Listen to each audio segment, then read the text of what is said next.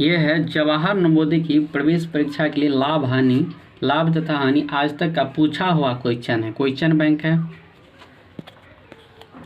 ये हो जाता है, कुछ फॉर्मूला पहले देख लेते हैं। तो यहाँ पर क्या होता है, पहला लाभ, तो लाभ बराबर हो जाता है विक्रय मूल्य माइनस क्रय मूल्य। फिर यहाँ पे दूसरा फॉर्मूला बनता है लाभ प्रतिशत बराबर, ये फार्मूला हो जाता है लाभ गुना में 100 बट्टा में क्रय मूल्य। दूसरा हानि बराबर होता है क्रय मूल्य माइनस विक्रय मूल्य। फिर चौथा फॉर्मूला आ जाता है हानि प्रतिशत बराबर हानि गुना में 100 बट्टा में क्रय मूल्य हो जाता है। तो यहाँ पर देखते हैं जवाहर नवोदय का आज तक का पूछा हुआ क्वेश्चन बैंक सब देखेंगे और टोटल क्वेश्चन देखेंगे। इसमें क्वेश्चन नंबर फर्स्ट है, कह रहे हैं कि एक मेज 20 रुपये की हानि पर 180 रुपये में बेची गई, तब उस मेज का क्रय मूल्य हो जाएगा। पहला ऑप्शन 144 रुपये, 160 रुपये, 200 रुपया, 16 रुपया। ये पूछा हुआ क्वेश्चन 1991 का है।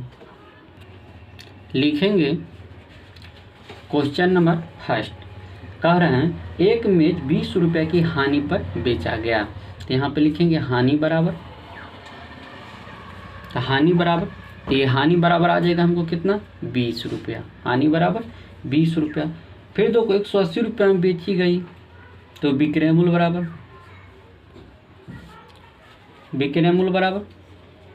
180 रुपया। तो मेज का क्रय मूल्य क्या होगा। तो यहाँ पर देखते हैं जब हानि होता है तो इसका मतलब है क्रय मूल्य अधिक होगा। तो ये हानि बराबर फॉर्मूला हो जाता है, हानि बराबर हो जाता है क्रय मूल्य माइनस विक्रय मूल्य माइनस विक्रय मूल्य। अब देखो यहाँ पे कह रहा है क्वेश्चन क्या, उस मेज का क्रय मूल्य निकालें। तो ये क्रय मूल्य जो निकालेंगे तो क्रय मूल्य, तो यहाँ पे देखो क्या होता है, एक क्रय मूल्य को हम शॉर्ट में लिखते हैं CP कॉस्ट प्राइस। फिर यहाँ पे विक्रय मूल्य को हम लिखते हैं शॉर्ट में SP सेल प्राइस। फिर यहाँ पे लाभ को लिखते हैं प्रॉफिट यानी P। फिर हानि को लिखते हैं हम लॉस का L से हो जाता है यहाँ पे। तो यहाँ पर मान पुट करेंगे तो हानि बराबर हमको 20 रुपया है, क्रय मूल्य बराबर हम यहाँ पे CP मान लेंगे। फिर यहाँ पे माइनस ये विक्रय मूल्य हमको दिया हुआ 180 रुपया। अब देखो फिर लिखेंगे यहाँ पे, तो ये आ जाएगा, अगर हम CP को इस साइड लाते हैं तो क्या बन के आएगा, अगर हम CP को इस साइड लाते हैं तो माइनस बन के आएगा, अगर 180 को इस साइड लाएंगे तो माइनस बन के आएगा। तो ये माइनस ने प्लस बन के आएगा। तो यहाँ पर आ जाएगा 20 और ये प्लस 180 बराबर में CP, यानी बराबर से जब दूसरी ओर ले जाएंगे बाईं से दाईं ओर तो माइनस का प्लस, प्लस का माइनस, तो फिर बराबर यानी CP का मान निकल जाएगा हमको 200 रुपया। यहीं आ जाएगा क्या आंसर, यहीं आ जाएगा आंसर। अगला क्वेश्चन है, ये अगला क्वेश्चन पूछा हुआ है, कह रहा है संतरों की एक पेटी 250 रुपये में खरीदी गई, 25 रुपये का लाभ प्राप्त करने के लिए उसे किस मूल्य पर बेचा जाना चाहिए। पूछा हुआ क्वेश्चन 1951 का पूछा हुआ क्वेश्चन है। पहला ऑप्शन है 225 रुपया, 240 रुपया, 260 रुपया, 275 रुपया। तो यहाँ आ जाएगा, करें संतरों का एक पेटी 250 रुपये में खरीदी गई। तो लिखेंगे संतरों की एक पेटी का क्रय मूल्य मतलब कॉस्ट प्राइस बराबर 250 रुपया।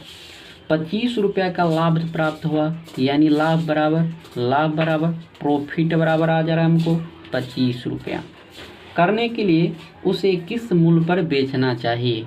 तो ये यहाँ पे विक्रय मूल्य, तो यानी विक्रय मूल्य बराबर फॉर्मूला क्या हो जाता है, विक्रय मूल्य बराबर फॉर्मूला क्या हो जाता है। तो देखो यहाँ पे लाभ हो रहा है तो लिखेंगे लाभ बराबर होता है फॉर्मूला विक्रय मूल्य माइनस में क्रय मूल्य, विक्रय मूल्य माइनस में क्रय मूल्य। अब देखो लाभ चाहिए हमको 25 रुपया, उसके बाद संतरों की पेटी को 250 रुपये में बेचा गया। तो ये देखो विक्रय मूल्य नहीं मालूम है तो एसपी इसको मान लेंगे सेल प्राइस माइनस क्रय मूल्य हमको मालूम है 250 रुपया हो गया। अब देखो यहाँ पे एसपी हमको नहीं मालूम है सेल प्राइस, तो इसको हम एसपी का एसपी लिख लेंगे। फिर यहाँ पे 25 और इसको इधर लाएंगे तो प्लस बन के आ जाएगा 250 बराबर का बराबर, यानी इसको जोड़ लेंगे तो कितना 5 अब 5 2 7 ये 275 आ जाएगा। क्या एसपी आ जाएगा, यही आ जाएगा आंसर।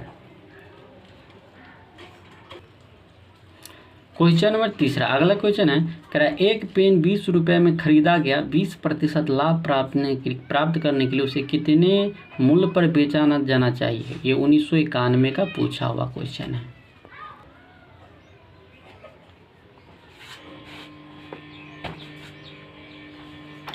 तो क्वेश्चन नंबर अगले क्वेश्चन 3 है, कह रहा है एक पेन को 20 रुपये में खरीदा गया, तो यहाँ लिखेंगे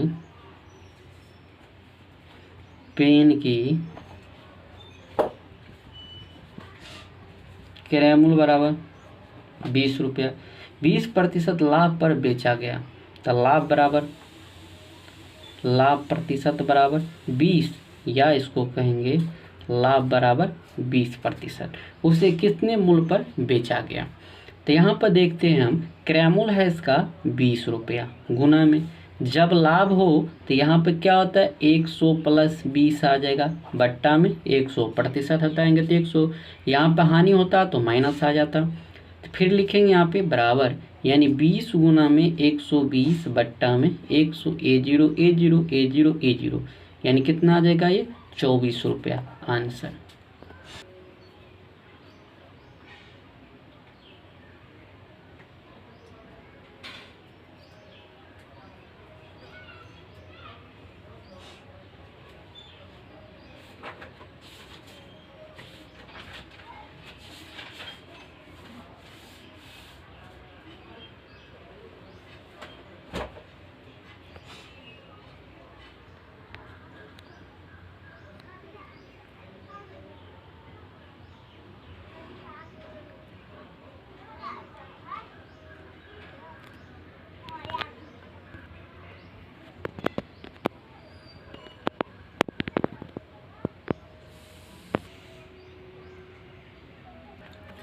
क्वेश्चन नंबर 4 कह रहा है एक व्यक्ति किसी वस्तु को बेचकर 15% का लाभ कमाता है, यानी लाभ बराबर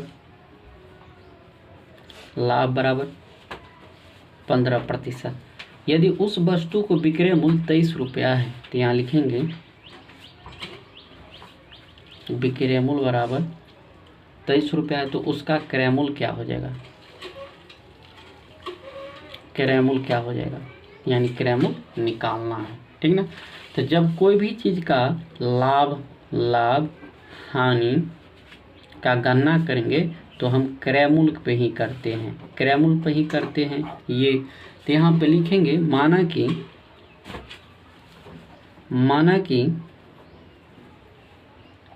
वस्तु की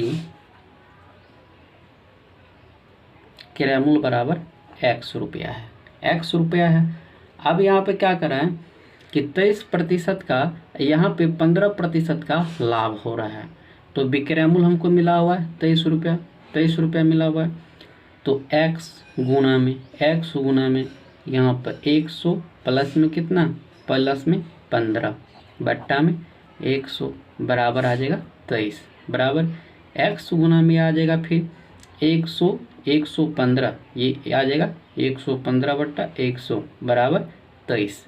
अब ये कटेगा, कितना मरतबे कटेगा 5 × 15 5 × 10 = 11 यानी 5 मरतबे।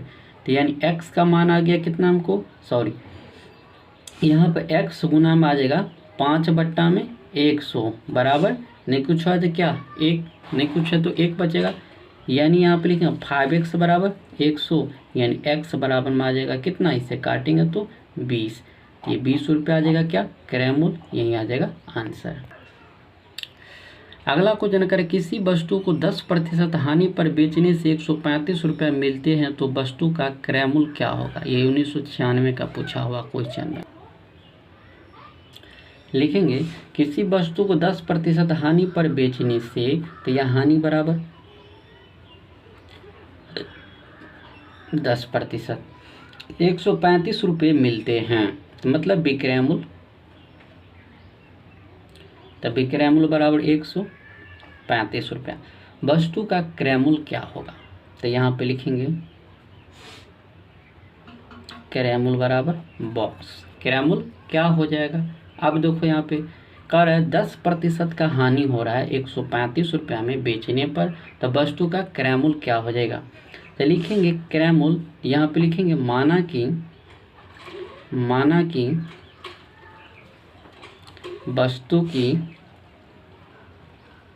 क्रय मूल्य बराबर x है, तो x गुना में 100, यहाँ हानि है तो -10, लाभ होता तो +10 होता, बराबर ये 135 रुपया हो गया। तो यहाँ पर x गुना में 90/100 बराबर 135 रुपया।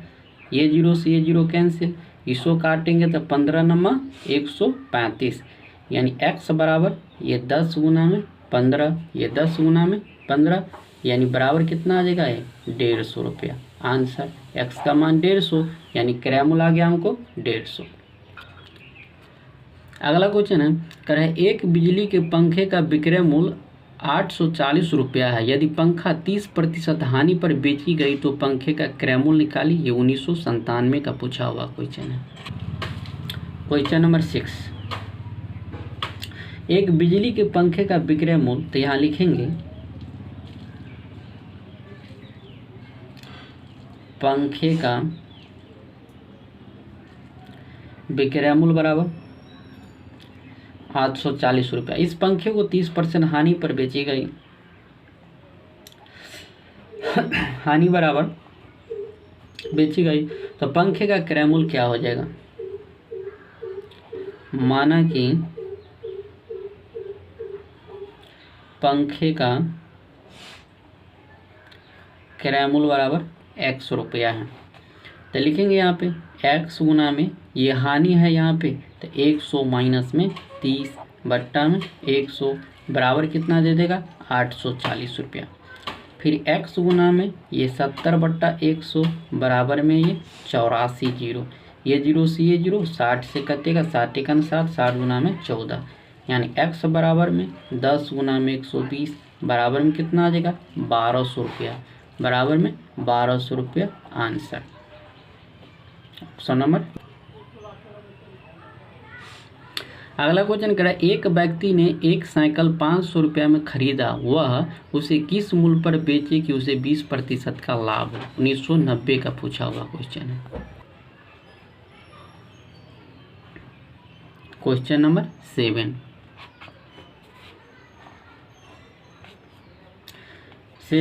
कह रहा है एक व्यक्ति साइकिल को 500 रुपया में खरीदा, उसे किस मूल्य पर बेचे कि विक्रय मूल्य, वो बेचे कि 20% का लाभ हो। तो यहाँ लिखेंगे साइकिल का क्रय मूल्य बराबर 500 रुपया, फिर यहाँ पे लाभ बराबर 20%, तो विक्रय मूल्य का रहा है, तो विक्रय मूल्य बराबर ये 500 गुना में 100, ये लाभ है तो प्लस, ठीक है ना। तो ये आ जाएगा कितना 500 गुना में 120/100, 0000 गुना करेंगे तो कितना 12 पंचे 60, यानी कितना आ जाएगा 12 पंचे 60, यानी 600 रुपया। आंसर 31 नंबर करा एक। अगला क्वेश्चन है एक व्यक्ति ने 20 पुस्तक 1300 रुपया में बेच दी और 180 रुपया का लाभ प्राप्त किया, सभी पुस्तकों का क्रय मूल्य ज्ञात कीजिए, यानी क्या होगा 1994 का पूछा हुआ है।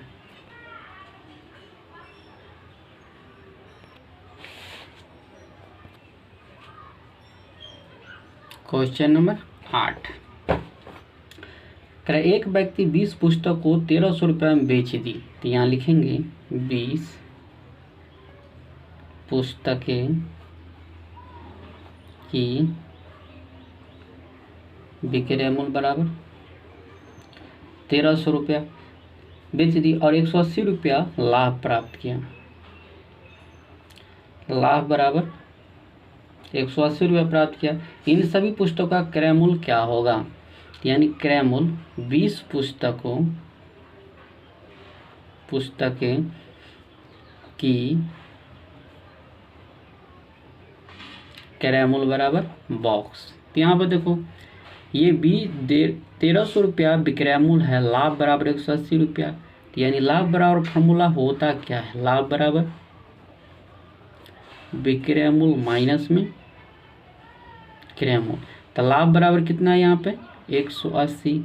विक्रय मूल्य यहाँ पे है 1300, क्रय मूल्य नहीं मालूम है, x मान लेते हैं, ठीक ना।